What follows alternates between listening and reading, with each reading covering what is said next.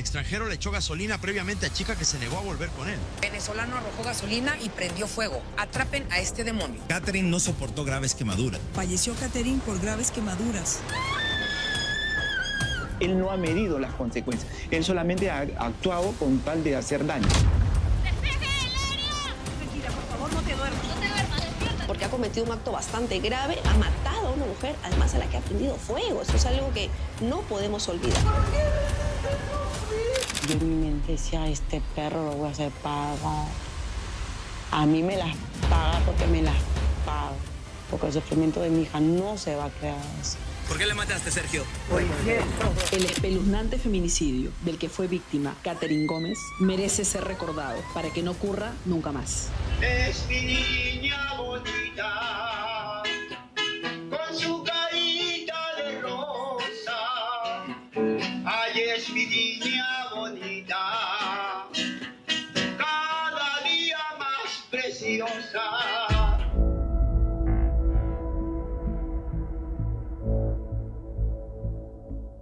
Es la noche del sábado 18 de marzo del 2023. El centro de Lima, atiborrado de vendedores ambulantes, buses, combis piratas y seres de la noche.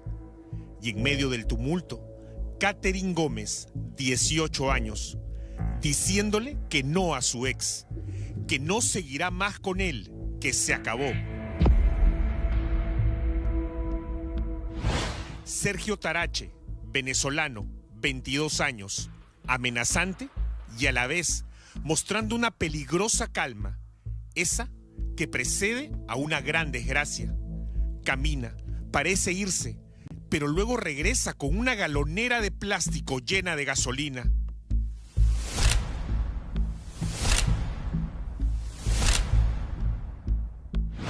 Le lanza el combustible.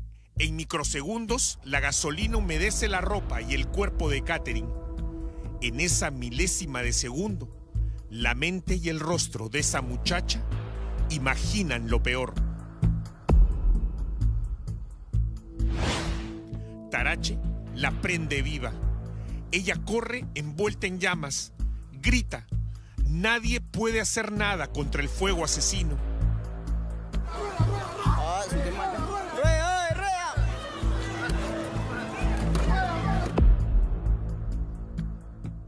Sin embargo, la valiente Catherine aún puede pronunciar una inquietante frase de socorro y confusión.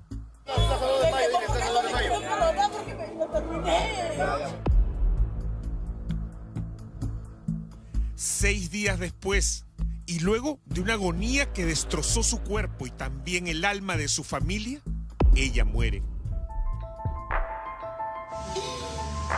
Nunca te voy a perdonar lo que me hiciste. Tienes que pagar los servicios a mi hija. Mírame la cara y dímelo por qué le hiciste eso. ¿Por qué le hiciste sufrir? No me figuraste. Eso no se hace.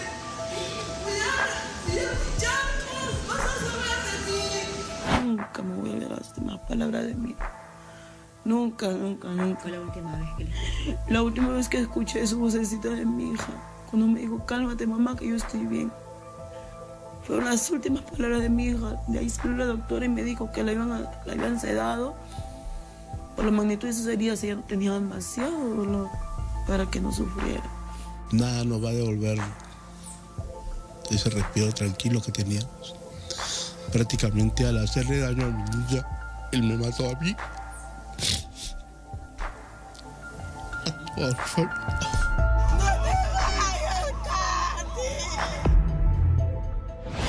Yo la hablaba y Katy lloraba. Vino la enfermera con una gasa, le comenzó a limpiar. Pero hacía el tacto, hacía el tacto. Tu hija te escucha. Ya cuando salía no aguanté. Mi tía estaba en la puerta. Sentía que el alma se me había ido. Nunca se ha visto en este país un crimen tan cruel. Y solamente por el simple hecho que una joven se negó a continuar con una relación. La muerte terriblemente dolorosa de Catherine Gómez no es un hecho aislado en este país.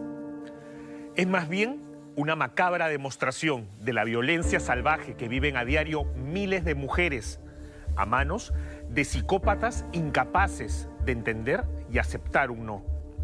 Hoy en Evidencia Oculta, todos los detalles de un crimen que esperemos nunca se vuelva a repetir. El crimen de Katherine Gómez.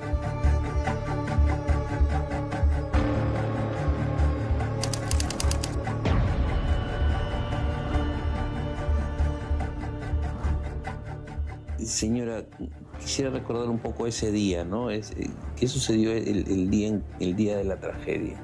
Katy estaba acá en la casa normal. ¿Por la mañana? Sí, por la mañana estaba acá en la casa. Ella se había quedado en la casa con su hermano viendo películas. Cuando yo salí a hacer mis compras, porque yo soy ayudante de cocina, cuando yo he regresado, ya eran como las 5 o 6 de la tarde. Mi hijo lo encuentro afuera, le digo, ¿y tú qué haces afuera? Y la Katy, mamá, la Katy la llamaron, se cambió y se fue. Eso fue lo último, porque mi hijo el menor fue el último que la vio. Le escribo y le digo, oye, ¿tú a qué hora piensas venir? Me dijiste que ibas a salir en la noche, pero mira la hora que es. Y mi hija me respondió y me dijo, ay, ya, mamá, me dijo, ya voy. ¿A qué hora era eso más o menos? Como a las 6 y media de la tarde. Ya voy, me dijo.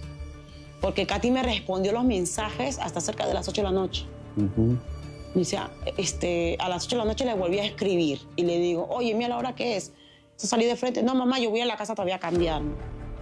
Esa fue la última vez que me escribió. Ya como cerca de las 9 o cerca de las 9 yo le escribo y le digo, ¿a qué hora piensas venir? Mira la hora que es. ¿Desde a qué hora te has salido? Ya Katy no me respondía. Le llegaban los mensajes, pero ni siquiera los leyó. Aquella noche que destruyeron su cuerpo y su vida, Katherine Gómez llegó al paradero de combis en la Plaza 2 de Mayo, en el centro de Lima. Esa noche, lamentablemente, ella estaba sola. Iba a verse por última vez con el obstinado hombre que era su enamorado desde apenas un mes antes. Ella iba a terminar con esa relación que atravesaba una etapa de intolerable toxicidad. Katherine Gómez nació y creció en el Callao. Su padre era un transportista, chofer de buses, y su madre, ama de casa. Ella sabía que en su casa habían necesidades económicas y no veía la hora de hacerse profesional, sobre todo a sus 2 hermanos menores.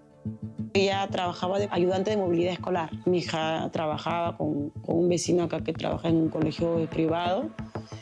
Ya tenía más de un año trabajando ahí. Ella se había acoplado con esos niños.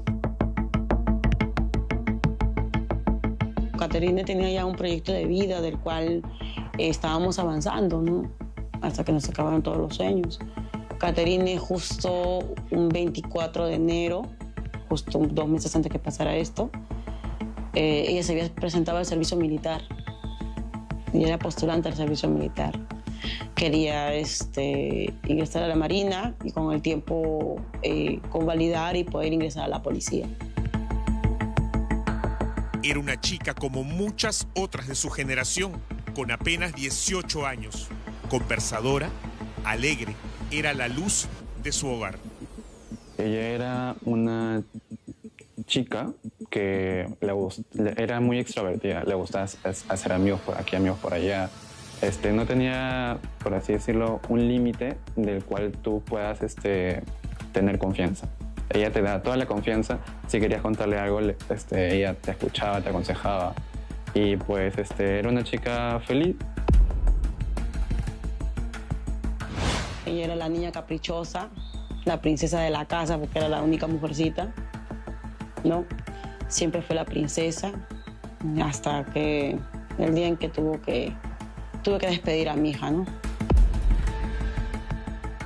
Sumamente joven, que probablemente esté terminando de conocerse, de definirse, de tener distintas experiencias. Yo creo que esta chica, más que nada, más que un error, ha tenido muy mala suerte, diría, ¿no? Y ahí estaba Katherine, esperando a la persona que decía quererla, sin imaginar el trágico destino que le esperaba. ¿Y usted sabe, o llegó a saber de pronto después, cómo se conoce con este miserable? Bueno, según lo que me mostraron su declaración cuando llegué a Colombia, porque cuando llegué a Colombia me mostraron un video donde él declara y le preguntan cómo había conocido a Caterine. Él dice que la había conocido en la Plaza 2 de Mayo. Un conocido de él, que se presentó como declarante cuando pasó lo de mi hijo como testigo, él dijo que se la había presentado, porque él era amigo de los dos y él se la había presentado a Caterine. Entonces no se puede corroborar eso, ¿no? Porque en su perfil psicológico sale que él es mentiroso, manipulador. Claro, pero digamos que su hija sí frecuentaba la plaza y pudieron haberse conocido. Claro, sí, es lo más probable, porque ella a veces conocía a una u otra gente de la ruta, por lo mismo que su papá trabajaba ahí, ¿no? Y a veces es un lugar céntrico, ¿no? Para ir a ciertos lados, sí o sí te tienes que bajar en la Plaza 2 de Mayo. Yo conocí a Catherine, yo no estaba en el 2 de Mayo. A Catherine yo la conocí de vista, sí, o sea, yo iba caminando y por ahí por 2 de Mayo me dirigía a esa Plaza de Armas y ella se estaba bajando de un vehículo y me vio y se echó a reír. De pronto, apareció Sergio Tarache Parra, venezolano, 22 años, de aspecto muy delgado, orejas pronunciadas que le hacían honor a su apelativo, el Orejas. Aquel era el territorio de Tarache, quien trabajaba como llamador de pasajeros en la Plaza 2 de Mayo, en el cercado de Lima. El informal sistema de transporte limeño había acogido a este asesino. Sergio Tarache nació en Valencia, Venezuela, en un hogar partido. Su padre lo abandonó de niño, jamás se hizo cargo de él. Mi mamá se llama Tatiana Taís Tarache Parra. Mi padre no me presentó, por eso no me nombré.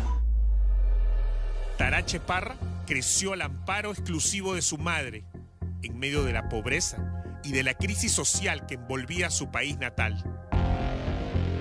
Ya en la adolescencia habría empezado a frecuentar pandillas locales, atraído por el ruido de la calle, la pertenencia y el poder fugaz de la violencia. El delito y el crimen ya eran parte de su día a día. En esta imagen se le ve posando junto a un arsenal improvisado, el mismo que él y sus amigos del barrio mostraban como medallas de guerra. Sergio Tarache había pertenecido al ejército de su país, sirvió durante 2 años, aprendió a manejar aquellas armas a las que era tan aficionado. Prestó servicios en una fuerza militar. Bajo este perfil se trasladó a Colombia y lamentablemente habría dado mal uso a este profesional conocimiento. Él clandestinamente abandona Venezuela y se ubica en un lugar de Colombia, donde habría estado vinculado a delitos muy violentos.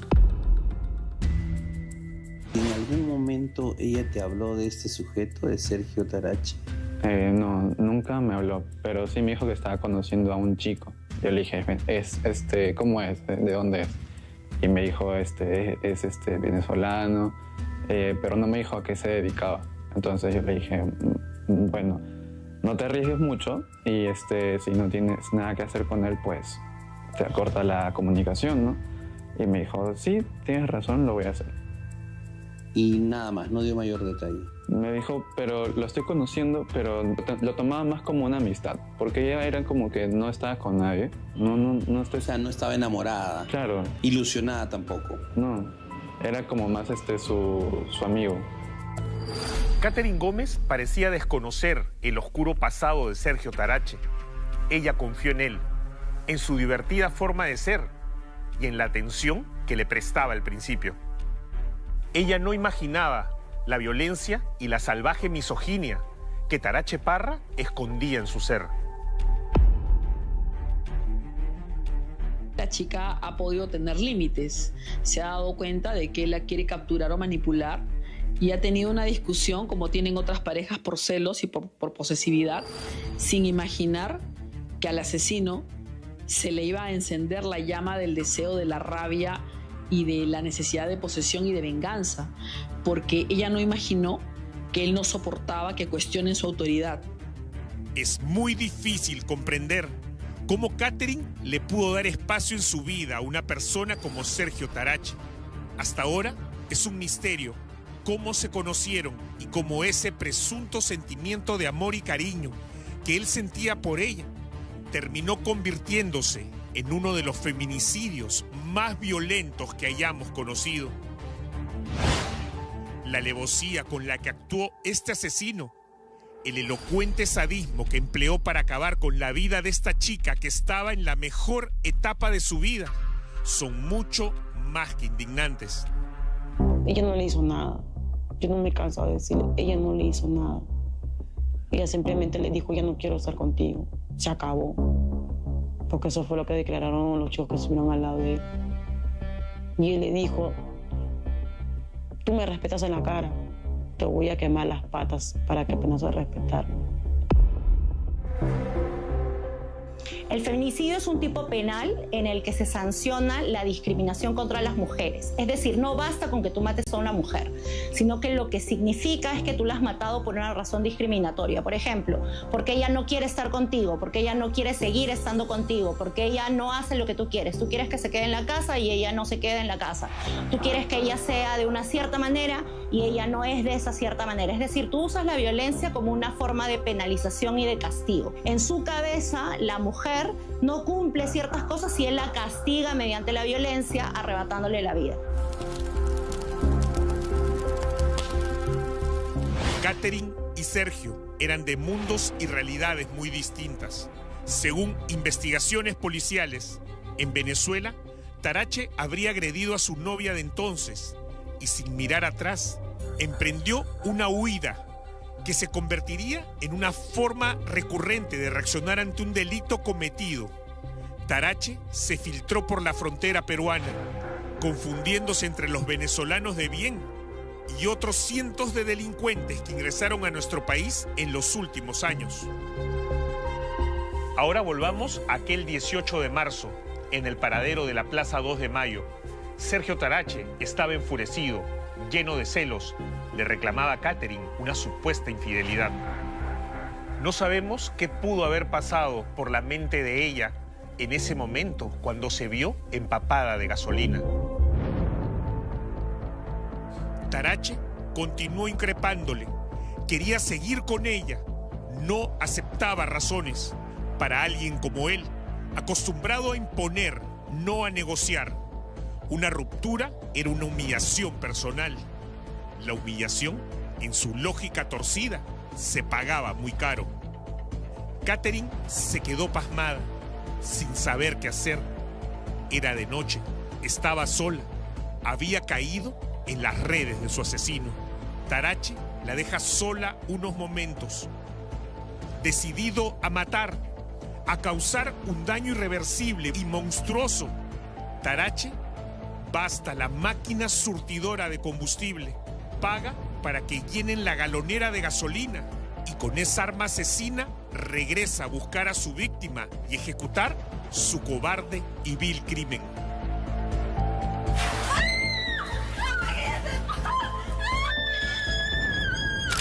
Fue entonces cuando Sergio Tarache reveló lo que siempre había sido: un desalmado asesino. Apuntó la galonera hacia ella y la bañó en gasolina. La ropa, el cabello, el rostro y casi todo el cuerpo de Katherine se llenaron de ese líquido altamente inflamable. Un olor químico inundó el aire. En ese momento, con una calma cínica y asesina, Tarache sacó un encendedor de su bolsillo, activó la llama y la lanzó a la humanidad de la muchacha. Sin titubeos, sin remordimientos, sin calcular el daño irreparable que le haría, le prendió fuego.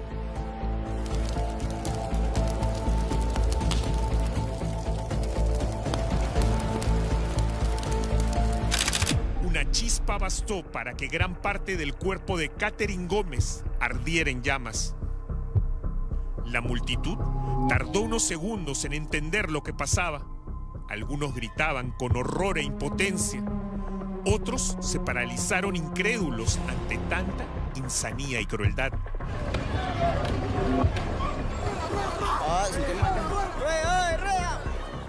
El feminicidio de Katherine Gómez lo que muestra es cómo un agresor busca controlar a su víctima. El mismo agresor también, al parecer, había tenido esas conductas con exparejas suyas. Ese patrón de control es expresión de discriminación, que es lo que se sanciona en ese tipo penal. Tú matas a una mujer porque, en el fondo, no la tratas como igual, la tratas como un objeto en base a una mirada estereotipada. Porque no la podía controlar, no se le ocurrió mejor manera que si tú no eres mía, no eres de nadie, la mata. Sergio Tarache desapareció en el tumulto como un rostro más en la noche limeña y Katherine quedó ahí, ante la mirada consternada de las personas que estaban en la calle.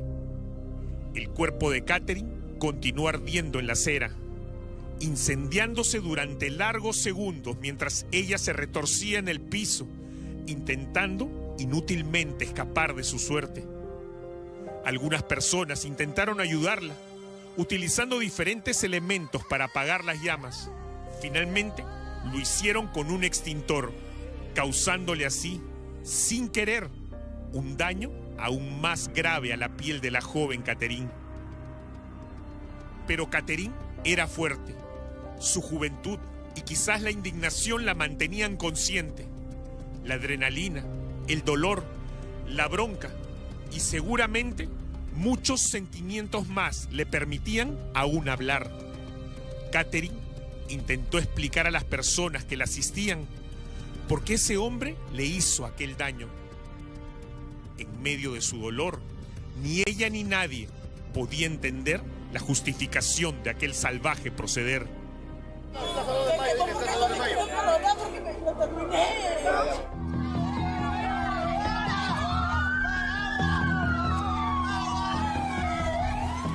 A los pocos minutos, la compañía 14 de los bomberos voluntarios llegó a la escena. Ella inicialmente, por los videos que se logran apreciar, estaba en esta zona, ¿no? En la parte de la vereda. Luego de que ya sucede el incidente, que le prenden fuego, hemos encontrado a la señorita nosotros en la parte de la pista, ¿no? Casi a la mitad de la pista, tendida en el suelo, boca arriba. Al momento de llegar a la emergencia, nosotros la hemos encontrado humeando a la señorita y es donde hemos procedido a atenderla. Por favor, señores, ayuden, por favor, venga.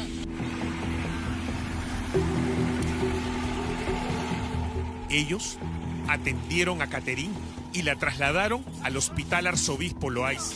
Ella va a estar estable, ya vamos a ayudar. Nuestra atención fue rápida y el traslado también para ella fue rápido hacia el hospital, ¿no? Yair, en ese corto trayecto, ¿ella estaba consciente? ¿Llegó a decir algo?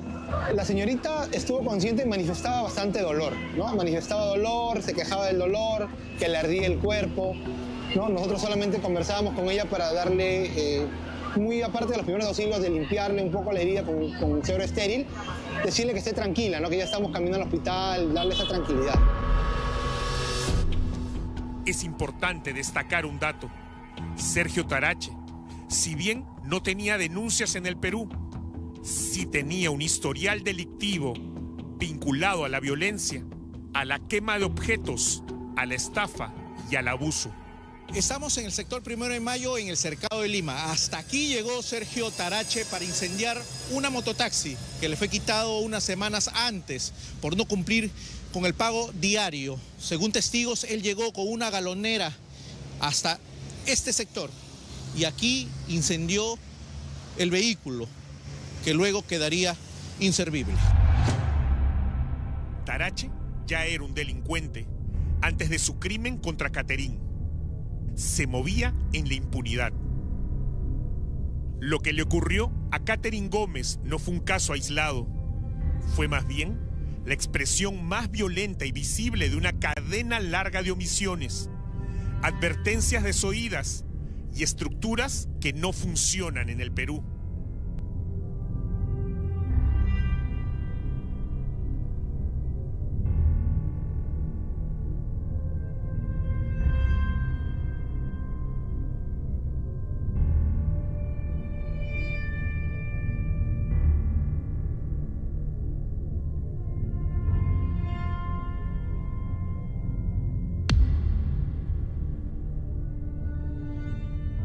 El asesino de Katherine es un personaje psicópata.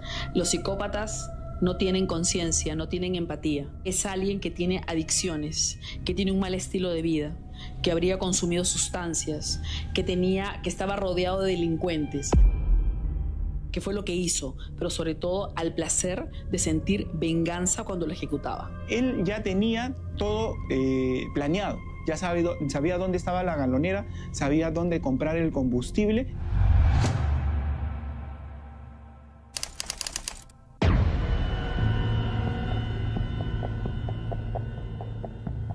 Como era de esperarse, Sergio Tarache huyó de la escena del crimen. Se fue literalmente corriendo. Le prendió fuego a una joven de solo 18 años, a quien supuestamente quería como su enamorada. Destruyó no solo una vida, sino la de toda una familia y una sociedad. Y ahora huía hacia la impunidad. Tarache corrió y corrió. Se alejó con el ritmo exacto de quien ya había trazado el mapa de su vida mucho antes del crimen. Tomó una calle lateral, giró por una avenida poco iluminada y se perdió entre la aglomeración que generan los buses, combis y comerciantes ambulantes del centro de Lima. En este video, registrado por las cámaras de vigilancia de la zona, se le ve huyendo sin polo mientras su víctima ardía. Las personas que tienen la tendencia de asesinar, pero además están ligados a la piromanía, tienen un deseo de destruir y encuentran en el fuego la posibilidad de aplacar la rabia interior que los domina. Son personas que tienen una patología y esa patología los lleva a encenderse emocionalmente a través de la venganza, pero además disfrutarlo. No tienen un control de impulsos, no tienen un control de emociones, luego no sienten remordimiento. Tenía una conducta psicópata.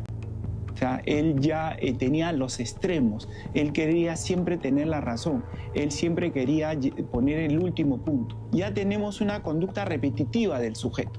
Ya estaba predestinado a tener ese tipo de acto. Tiene los tres elementos concurrentes, señor periodista, que perfilan a un homicida como una persona que actúa con gran crueldad, que actúa con premeditación, que actúa con alevosía, que actúa con ventaja.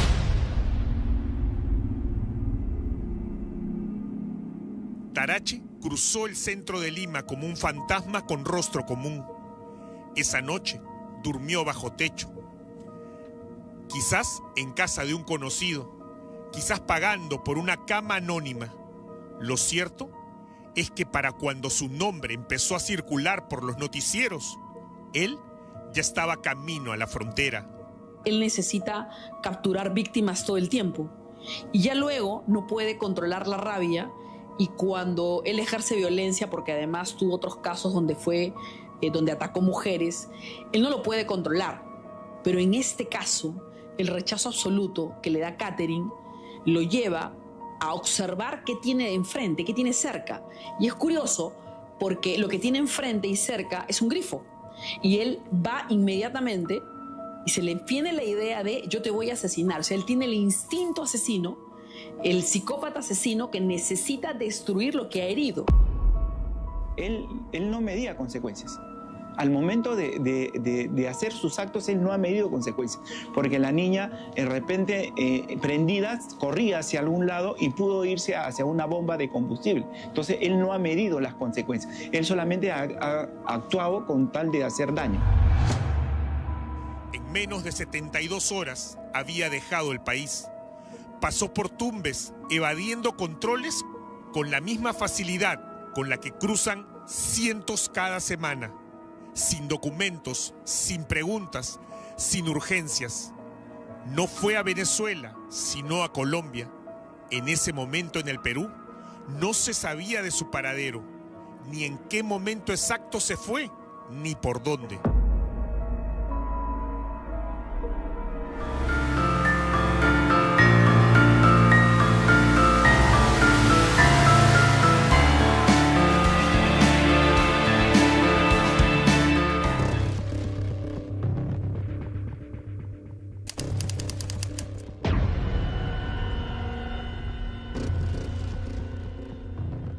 Katherine resultó con quemaduras gravísimas en su cuerpo, rostro, tórax, abdomen y piernas.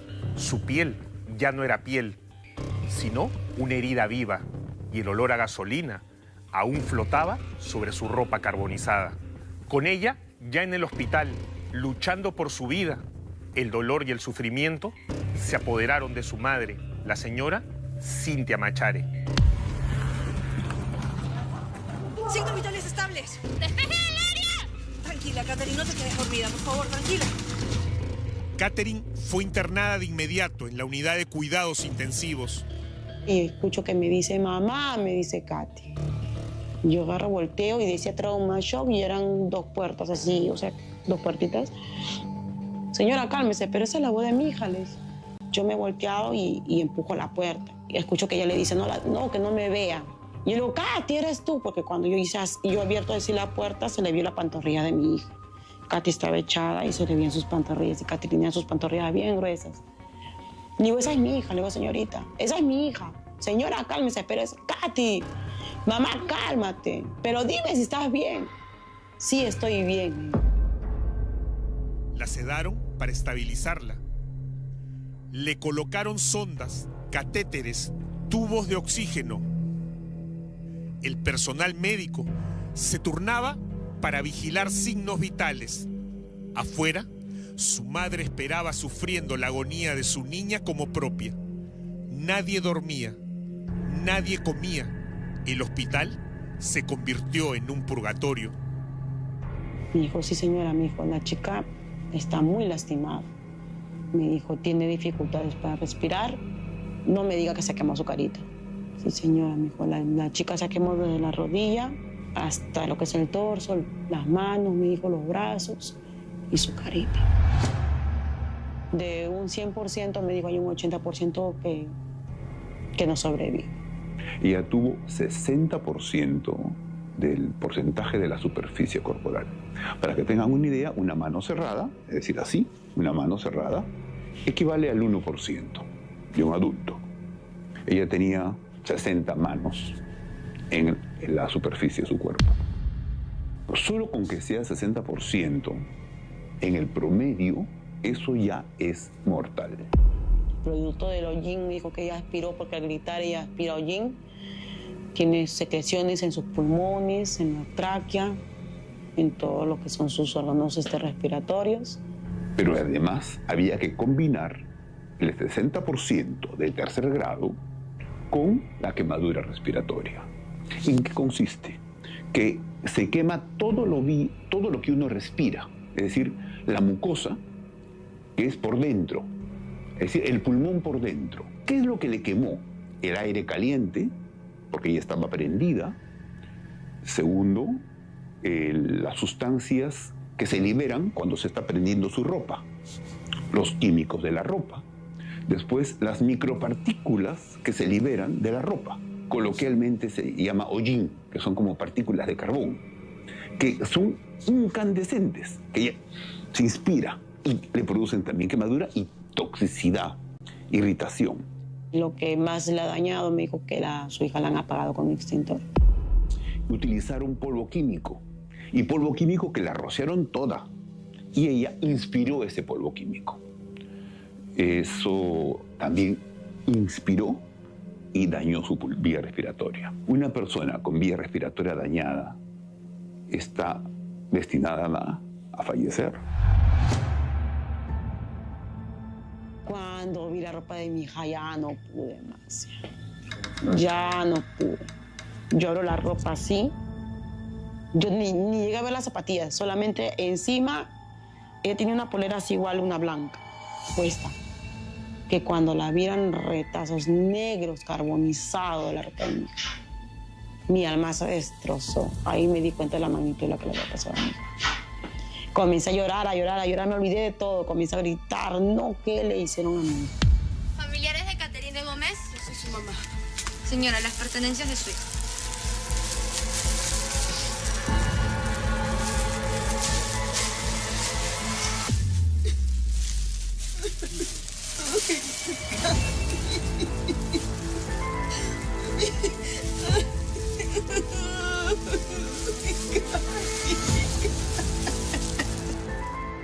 Yo me preguntaba por qué le hizo eso, por qué un ser humano no puede actuar de esa manera. Ese no es un ser humano, ese no tiene corazón. Me dijeron familiares de Gómez, y yo le digo, sí. Me dijo, señora, va a entrar a ver a su hija. Y yo, ¿qué? Sí, me dijo, va a entrar a ver a su hija. Usted me dijo, va a entrar. No puede llorar, no puede gritar, no se puede acercar a su hija. Ella lo escucha, pero no puede hacer más. Ella es mi hija, le dije. Sí, señora, es su hija. Lo que pasa es que Caterine tenía su pelo largo y tenía bastante cabello. Y el cabello de Katy no era negro, era castaño.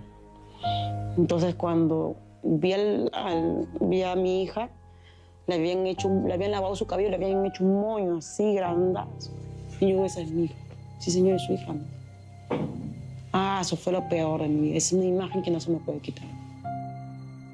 Katy estaba su cara así. Su carita estaba así, sus ojos súper hinchados. No tenía cejas, no tenía pestañas, no tenía su lunar. Porque mi hija tenía, en el lado derecho tenía un lunarcito acá. Ni su lunar tenía mi hija. No tenía nada. Yo la miré a mi hija y yo en mi mente decía, este perro lo voy a hacer pagar. Yo he visto a mi hija sufriendo, yo escuchaba a mi hija gritando. Y eso a mí nunca se me va a olvidar. ¿Tuvo fuerzas para hablarle en ese momento? Yo tuve fuerzas, no sé ni dónde. Yo le dije a Katy, le digo, mamita, le digo, yo no tengo nada que perdonarte. Pero te juro que él se va a pagar por lo que te hizo. Yo no voy a parar. Yo voy a tener vida para hacer que ese desgraciado lo encuentren y él pague por lo que te hizo. Sales de esto, yo voy a estar contigo. Pero mami, si ya no puedes, no lo hagas por mí. Ya no sufres. Yo la hablaba y Katy lloraba. Vino la enfermera con una gasa, le comenzó a limpiar. Pero hacía el tacto, hacía el tacto. Tu hija te escucha. Los días siguientes fueron una sucesión de alarmas, pausas y nuevas alarmas. La fiebre no cedía, la infección avanzaba, le aplicaban antibióticos de amplio espectro, le hacían limpiezas quirúrgicas, intentaban hidratar lo que quedaba de sus tejidos. Catherine casi no respondía. ¿Qué es lo que procede? Me dijo, señora, la vamos a inducir a un coma. ¿Por qué está sufriendo? Haga lo que sea, que no sufra. La tienen que inducir al coma porque la tienen que meter a un ventilador. Porque ella no va a poder respirar. Ese pulmón quemado por dentro no le permite la buena oxigenación. Entonces se le tienen que inducir al coma para poderle meter a la máquina del ventilador. Al cuarto día, los médicos fueron brutalmente sinceros con la señora Cintia. Las probabilidades eran mínimas. El cuerpo no resistía. La infección había ganado terreno. La presión bajaba. El corazón se aferraba a una rutina mecánica. Las secuelas pulmonares la podrían haber condenado a una vida paupérrima desde el punto de vista de incapacidad, ¿no?, por la ventilación, y las secuelas, vamos a llamarle cutáneas, por la cicatrización y secuelas deformantes, ¿no? Al sexto día de agonía, Catherine Gómez, con solo 18 años de vida, se apagó para siempre. 9:15 de la mañana, Caterine le daba otro paro cardiorrespiratorio, del cual después de casi 15 minutos de tratar de estabilizarla, a Caterine ya no pudieron estabilizarla. Caterine falleció a las 9:23 de la mañana del 24 de marzo, me dijo, señora. No hubo gritos, solo un monitor que dejó de hacer ruido. Y entro. Estaba en la camilla de mi hijita. Ya le habían retirado la respiración mecánica, no tenía ni las almohadas, solo estaba vendada, echadita, con su carita a un costado, así de costaditos. Y cuando yo la quise agarrar, Vino unas y me agarró así del Ministerio de la Salud. Usted no la puede agarrar. Y en mi mente decía, maldito, ni eso me has dejado. Ni eso me ha dejado despedirme de mi hija. Ni un beso le puedo dar. No, señor, no se puede acercar a su hija. Así tenga que hacer lo que sea, yo voy a hacer que ese desgraciado pague por lo que te hizo. Vete tranquila, que acá me voy a hacer justicia yo, le dije, mamita.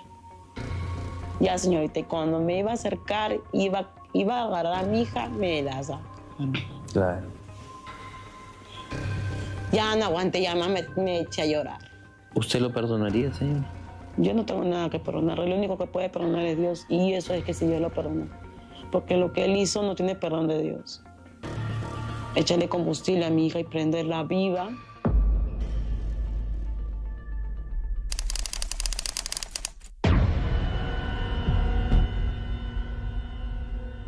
La madre de Catherine decidió hacer a un lado la depresión y afrontar entrevistas con los medios de comunicación. Solo quería algo de justicia. La policía le seguía los pasos al asesino de la galonera. Ya se sabía que estaba en un país fronterizo. El 11 de abril del 2023 capturaron a Sergio Tarache, casi un mes después de su crimen en Bogotá. El asesino estaba escondido en el peligroso barrio Los Mártires, conocido por ser guarida de delincuentes. El operativo fue breve y quirúrgico. A las 6 de la tarde, un grupo de agentes lo interceptó en plena calle. Sergio no opuso resistencia.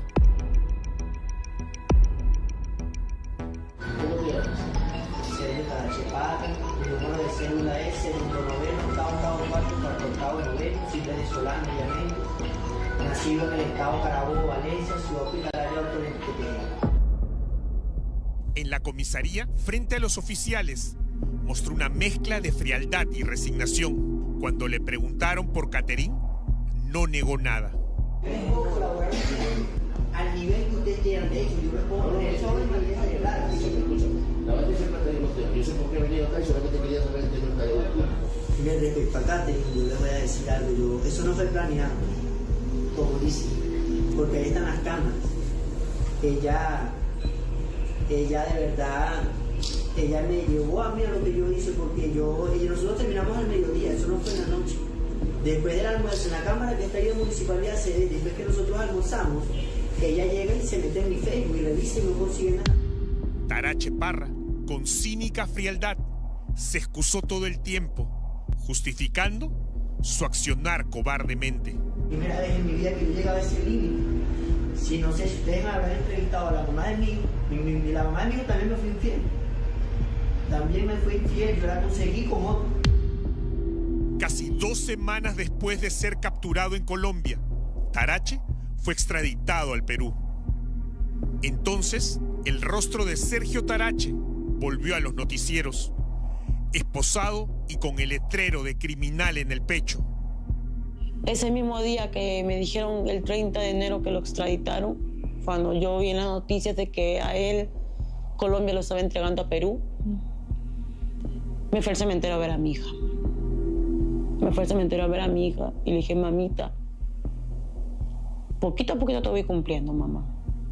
Con el dolor en el corazón, porque solamente tú y yo sabemos el dolor que yo siento y cómo lo he ido guardando, pero te voy cumpliendo, mi amor.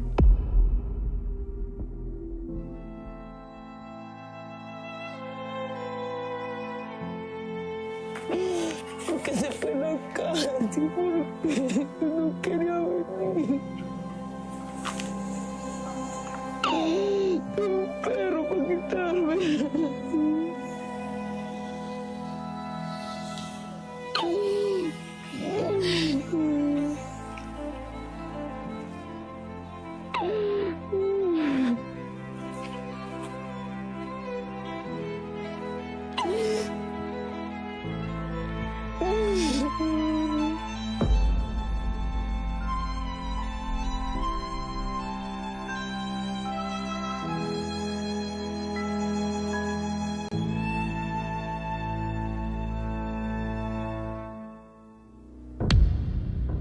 Tarache se dio tiempo para exhibir su petulancia e insensibilidad ante sus captores, ante la familia de su víctima y ante la prensa. Solamente lo tuve frente a frente, que ni cara me dio, porque yo sí lo miré, yo sí lo enfrenté. Fue en el 31 de enero en la audiencia de identificación. ¿Usted llegó a decirle algo? Sí, yo lo vi. Yo le dije, mírame la cara y dime por qué le hiciste eso a mí. Él simplemente volteó a mirarme y me esquivó la mirada. Nunca te voy a perdonar lo que me hiciste. Tienes que pagar los precios a mi hija. Mírame la cara y dímelo por qué le hiciste eso.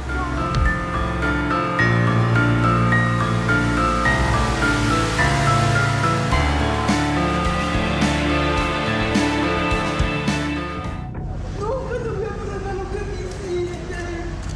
Tienes que pagar los precios a mi hija. Mírame la cara y dímelo por qué le hiciste eso. ¿Por qué me hiciste sufrir? ¿No desfiguraste? Eso no se hace. Cuidado, muchachos, vas a saber de mí. ¿Algo que le quiere decir a la madre de Catherine? Que lo siento y que Dios tenga a Catherine en su santa gloria. ¿Por qué la mataste, Sergio? Por infiel.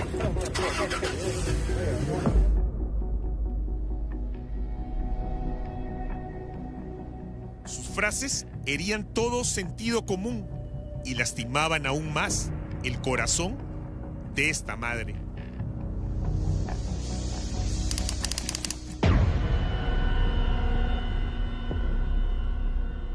El daño que causó el criminal Sergio Tarache no es cuantificable ni medible.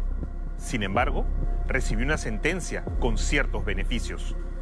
Increíblemente, la burocracia judicial no permitió en este caso imponer una sanción justa y ejemplar para un delito de este tamaño. Este asesino tenía antecedentes. Esa es la razón por la cual el fiscal pide 30 años y no 25, que es la pena mínima en el delito de feminicidio. ¿Y qué ocurre en este caso? Le dan 26 porque el sujeto, para bien o para mal, confiesa y dice que se muestra arrepentido y pide perdón a la familia.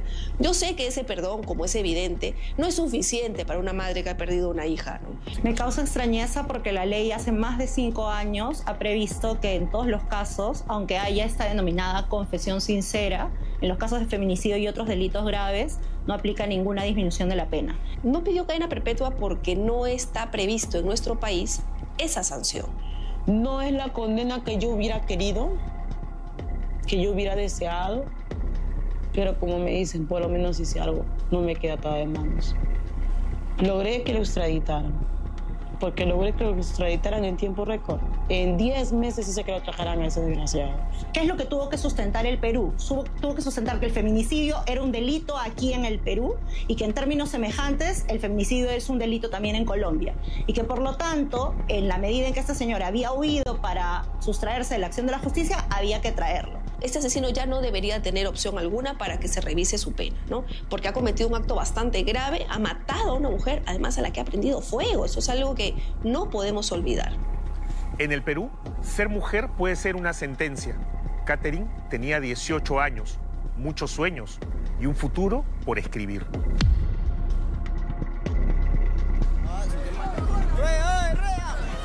Todo eso fue arrebatado en segundos, con fuego en una plaza pública del centro de Lima, y nadie pudo salvarla. Que el pata le grita, no sé qué le diría, qué problemas tendría, y la chica no le hacía caso. Y el pata se fue para allá corriendo, para el grifo, ¿no? Le vendieron gasolina y la arrojó y al toque, ¡pum! Se prendió rapidito la chica, pues. Se prendió la chica en el piso del todo, le tiraban su chompa, sacaron agua, que de acá bajamos con agua todo, pero no, ya no podía hacerse nada la chica. El nombre de Catherine no debería estar hoy en una placa recordatoria, ni su imagen debería recibir flores ni velas. Catherine tendría que estar cumpliendo sus sueños como una mujer libre y no como una mujer asesinada por el machismo criminal de un psicópata como Sergio Tarache. Siempre queda algo de ella. su esencia, su alegría, su sonrisa, su voz escandalosa. Ella tenía una voz escandalosa. Y eso es lo que se extraña, ese vacío que dejó Caterina. He tenido que aprender a lidiar con un dolor que a veces me agobia todos los días. Recuerdo con mucha nostalgia, con mucha tristeza a mi hija. ¿Qué sería de la Katy si estuviera acá ahorita? Tengo esa necesidad de hablar de mi hija, de no olvidarla. Siento que si no hablo de ella, me estoy olvidando de ella. Donde vaya siempre hay fotos de ella. No puedo dejar de pensar en ella. Es una necesidad que yo tengo. Yo voy cada domingo al cementerio. Desde el día en que falleció Caterine, yo no puedo dejar de ir al cementerio. Yo creo que a todos los hombres les debe pasar lo mismo, que cuando van a ser padres quisieran tener un niño. Luego te nace una niña,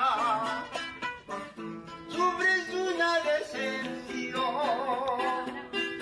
y después la quieres tanto y hasta cambias de opinión. Es mi niña bonita, con su carita de rosa. Ay, es mi niña bonita, cada día más preciosa. Ay, es mi niña bonita, échale nardo y clavel. Es mi niña bonita, es mi niña bonita.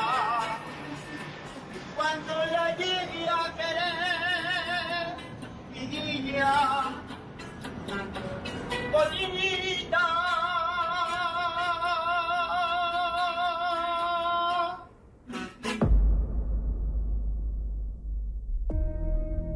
La terrible historia de Katherine Gómez no debería repetirse y estamos llamados todos a trabajar en ello, como padres, como amigos, como sociedad. No debemos permitir que situaciones así ocurran nunca más.